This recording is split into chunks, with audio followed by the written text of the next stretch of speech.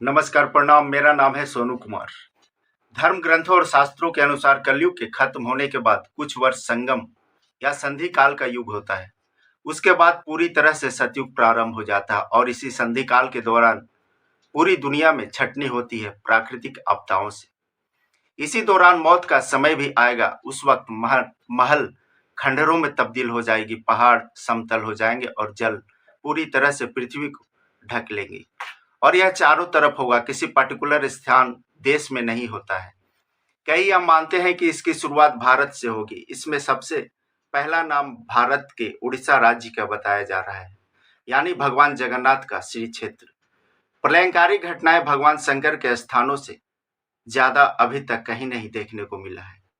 जो यह बोल रहे हैं कि इसकी शुरुआत उड़ीसा से होगी, वह यह भी मानते हैं कि भारत में ज्यादा सनातन धर्म को मानते हैं और कल की अवतार सनातन धर्म में ही आ रहे हैं या फिर आ चुके हैं। तो कलयुग के अंत की शुरुआत भारत से कैसे हो सकती है? वहीं दूसरी तरफ यह भी एक सच्चाई है कि जहां भगवान बसते हैं, मेरा मतलब देवभूमि से भगवान के स्थान में ज्यादा प्राकृतिक आपदाएं वही आती है। एग्जाम्पल के तौर पर आप उत्तराखंड को ही ले लीजिए, जहां हमेशा बादल फटते हैं। कई भगवान के भक्त अपनी जिंदगी खो देते हैं। कैलाश पर्वत, जहां सैकड़ों साधु संत तपस्या में लीन है पर नजर नहीं आते, जहां प्रतिदिन अलौकिक घटनाएं घटती है, जहां पाप और कलयुग अभी तक नहीं पहुंच सका। भोलेनाथ की नगरी, शनिवार को पूरे झारखंड में कतरास, धनबाद समेत कई जिलों में भोलेनाथ दूध पी रहे थे। इसे अंधविश्वास कहें या फिर भोले बाबा की महिमा। ऐसा कैसे हो सकता है? गर्मी का मौसम रहे तो लगे कि गर्मी से दूध सूख रहा है, पर अभी तो बारिश का मौसम है। खैर, जो भी हो, हमारी आस्था सबसे बड़ी है। अब अपने टॉपिक पर आते हैं। प्राकृतिक आपदा तो समझ में आता है कि भगवान के कंट्रोल में है, लेकिन देशों में युद्ध भगवान नहीं करवा रहे हैं। ये ग्रह नक्षत्रों के संयोग से ऐसे हालात बनते हैं जिसकी चपेट में पूरा संसार आ जाता है। यह सब भगवान की माया रची रहती है। भगवान के नजर में सारे देश और सारे देश के लोग एक समान हैं। सनातन धर्म में इसका कोई लेना देना नहीं है। असामाजिक तत्व हर धर्म में होते हैं। जैसे रात के बाद दिन आता है, उसी प्रकार हर युग एक दिन समाप्त हो जाता है। कोई यह पक्के तौर पर नहीं कह सकता कि 2024 में होगा या 2028 में कलयुग पूरी तरह से खत्म होगा। ग्रहों की चाल से अवश्य पता लगाया जा सकता है कि क्या क्या घटनाएं घट सकती हैं या घटने वाली हैं। इन्हीं घटनाओं को लोग आपके सामने रखते हैं। यह बात और है कि कभी कभी लोग ज्यादा मिर्च मसाला लगा देते हैं, चाहे वह व्यूज पाने के लिए हो या फिर आप लोगों का ध्यान आकर्षित करने के लिए, पर उसमें सच्चाई कुछ न कुछ अवश्य रहती है।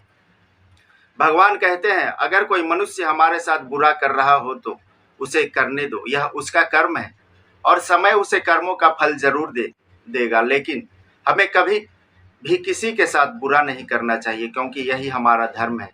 पर इस कलयुग में कई ऐसे व्यक्ति आपको मिलेंगे जो आपकी सहनशीलता की परीक्षा लेते हैं। हर तरह से आपको तोड़ने का प्रयास करेंगे, आपको प्रताड़ित करते हैं और अंत में आप भी अपने धर्म को भूलकर उसे भी उसी की भाषा में जवाब देने लगते हैं। इसलिए कलयुग इतना कलंकित हो चुका है और कलयुग के अंत वाली भविष्यवाणियां चैनलों पर तेजी से वायरल हो रही है, क्योंकि इन्हीं भविष्यवाणियों में उन सभी घटनाओं का वर्णन है जो आज चारों तरफ घट रही है। सभी भविष्यवक्ताओं ने कलयुग के अंत की थ्योरी को अपने अपने ढंग से बताया है, जिसमें अभी सबसे अहम है भविष्यमालिका की भविष्यवाणियां। संत श्री अच्युतानंद दास की भविष्यमालिका इसलिए खास है क्योंकि इस पुस्तक में उन सारी घटनाओं का वर्णन आपको मिलेगा जो आज घट रही है और जिसे 600 वर्ष पूर्व ही लिखा गया था। कलयुग के अंत का सबसे बड़ा संकेत तो स्वयं श्री जगन्नाथ दे रहे हैं अपने जगन्नाथ धाम से। कलयुग की आयु पर अभी सारे संत महात्माओं में घमासान चल रहा है। 5,000 या 4,32,000 सभी के पास अपने अपने तर्क हैं। गर्ग संहिता के एक श्लोक के अनुसार कलयुग की आयु 4,000 वर्ष बताई गई है और 4,000 वर्ष बीतने के बाद 400 साल संधि काल चलेगा और उसी 400 साल बीतने के बाद महाविष्णु अपना 10वां और अंतिम अवतार यानी कल की अवतार के रूप में धरती पर आए। इस धरती पर ऐसी कोई घटना नहीं है जो नहीं घटी है। गर्ग संहिता में लिखा है, अदा सर्वत्व सहस्रानी कले चतुह शतानिचम गते गिरि बरेहि श्रीनाथ प्रादुर्थ विश्वतिम। और कलयुग सतयुग में भ्रम होने का मुख्य कारण है कलयुग के रहते सतयुग की शुरुआत, यानी कलयुग का अंत हुआ नहीं और सतयुग कैसे आ गया। लोग सोच रहे हैं कलयुग वाली सारी घटनाएं घट रही हैं तो फिर सतयुग युग कैसे आ सकता है। इसके बारे में संत अच्युतानंद दास अपनी पुस्तक में लिखते हैं, दिव्य केसरी राजा होइबे तेबे कलयुग सरिब, चतुर्थ दिव्य सिंह थीब, से काले कलयुग थीब। यह भविष्यवाणी भी 600 वर्ष पूर्व ही की जा चुकी थी। जगन्नाथ क्षेत्र के राजा श्री दिव्य सिंह होंगे जो एकदम सत्य हुई। इस भविष्यवाणी के अनुसार संत महापुरुष कहते हैं कि जब श्री क्षेत्र में चौथे दिव्य सिंह देव राजा होंगे तो कलयुग के अंत के पहले सतयुग की शुरुआत होगी। लेकिन सतयुग का प्रभाव नहीं रहेगा। कारण है पाप का तेजी से फैलना और कलयुग का पूरा प्रभाव यानी कलयुग अपने चरम पर है।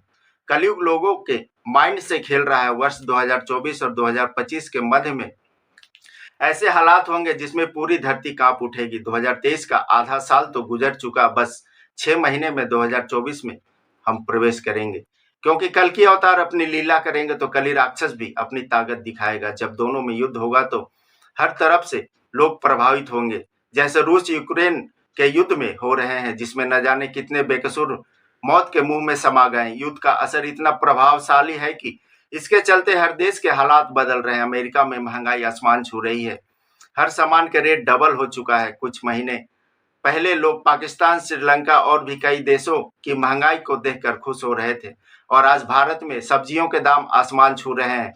वे लोग आज टमाटर के बिना ही खाना खाकर बिल में घुस गए हैं और अपनी जेब टटोल रहे हैं।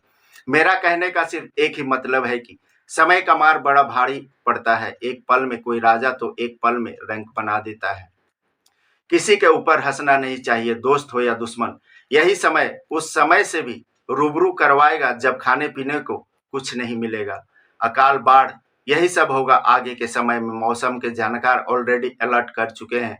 अभी ही फसल के समय ज्यादा बारिश हो जाती है या बारिश नहीं होती तो गांव के लोग जो खेती पर डिपेंड रहते हैं उनके लिए पूरा साल दाने दाने को मोहताज बना देता है।